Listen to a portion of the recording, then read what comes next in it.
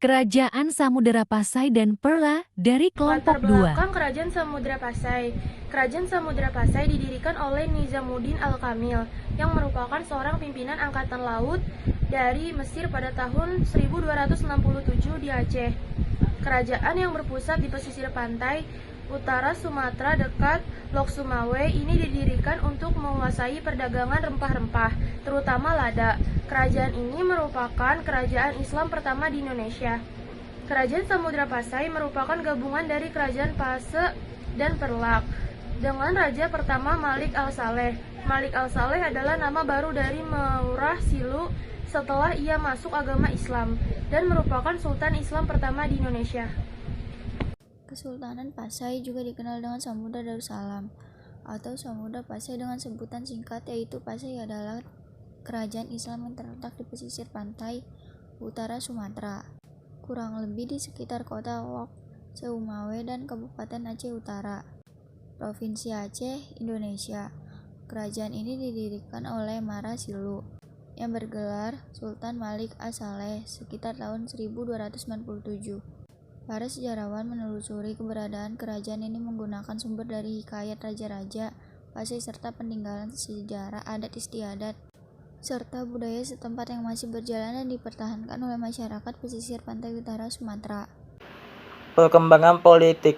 Kehidupan politik dalam struktur pemerintahan terdapat istilah menteri, syah bandar, dan kadi. Sementara anak-anak sultan, baik lelaki maupun perempuan, digelari dengan tun. Begitu juga beberapa petinggi kerajaan. Kesultanan Pasai memiliki beberapa kerajaan bawahan dan penguasanya juga bergelar sultan.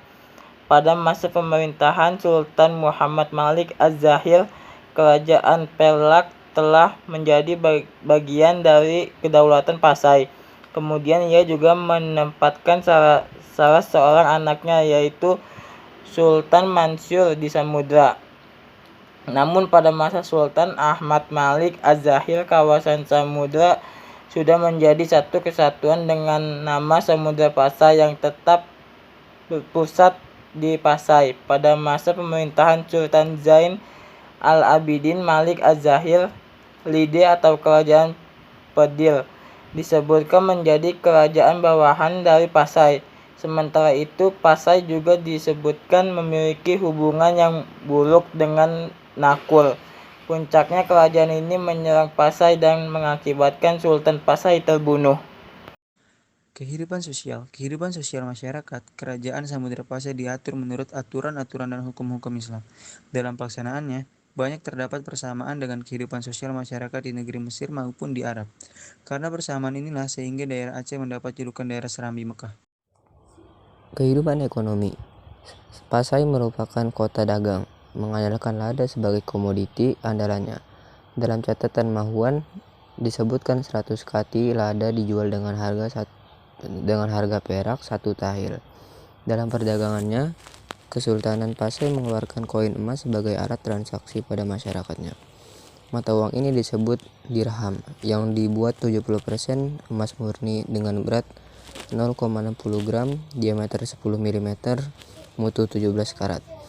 Sementara masyarakat Pasai umumnya telah menanam padi di ladang yang dipanen 2 kali setahun serta memiliki sapi perah untuk menghasilkan keju, sedangkan rumah penduduknya memiliki tinggi rata-rata 2,5 meter yang disekat menjadi beberapa bilik dengan lantai terbuat dari bilah-bilah kayu kelapa atau kayu pinang yang disusun dengan rotan dan di atasnya dihamparkan tika rotan atau pandan. Runtuhnya Kerajaan Samudra Pasai disebabkan karena masalah internal dan eksternal. Adapun faktor internal yang dimaksud adalah perang antar saudara di dalam tubuh kerajaan, yakni kaitannya dengan perebutan kekuasaan. Selain itu, penyebab keruntuhan Kerajaan Samudra Pasai yang kedua adalah kedatangan Portugis ke Nusantara. Kerajaan Samudra Pasai dikuasai oleh Portugis pada tahun 1924 selama 3 tahun, di mana Selat Malaka yang dikuasai Portugis itu adalah lingkup wilayah Samudra Pasai yang kemudian dengan mudahnya Portugis masuk ke wilayah kerajaan. Selanjutnya pada tahun 1345, Gajah Mada memimpin pasukan Majapahit untuk menaklukkan kekuasaan Sultan Ahmad Malik Az-Zahir. Dengan demikian, Faktor penyebab runtuhnya Samudra Pasai adalah perebutan kekuasaan di dalam kerajaan, serangan dari Portugis, dan serangan dari kerajaan Majapahit. Latar belakang Kerajaan Perlak. Sejarah berdirinya Kerajaan Perlak berawal ketika rombongan dakwah yang disebut Nahkoda Khalifah dari Mekah datang ke Perlak pada 800 Masehi untuk berdagang dan menyebarkan Islam. Salah satu anggota rombongan tersebut adalah Syed Ali Al-Muktabar bin Muhammad Dibai bin Imam Ja'far Al-Shodiq. Dengan cara dakwah yang menarik, mereka berhasil mengislamkan penduduk setempat. Selain itu, sebagian rombongan mulai menikah dengan penduduk lokal, termasuk Syed Ali Al-Muktabar. Pernikahan Syed Ali Al-Muktabar dengan putri Tansyir Dewi dianugerahi putra bernama Alaiddin Syed Maulana Abdul Aziz Syah. Alaiddin Syed Maulana Abdul Aziz Syah inilah yang ketika dewasa mendirikan Kerajaan Perlak. Sejak berdiri sampai bergabung dengan Kerajaan Samudra Pasai, terdapat 18 raja yang memerintah Kerajaan Perlak dengan gelar Sultan. Para Sultan Kerajaan Perlak dapat dikelompokkan menjadi dua dinasti, yaitu dinasti Syed Maulana Abdul Aziz Syah dan dinasti Johan Berdaulat.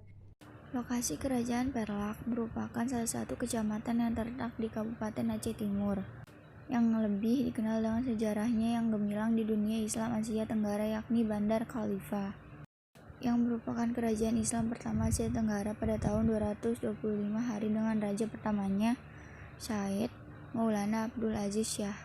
Terima kasih sama-sama.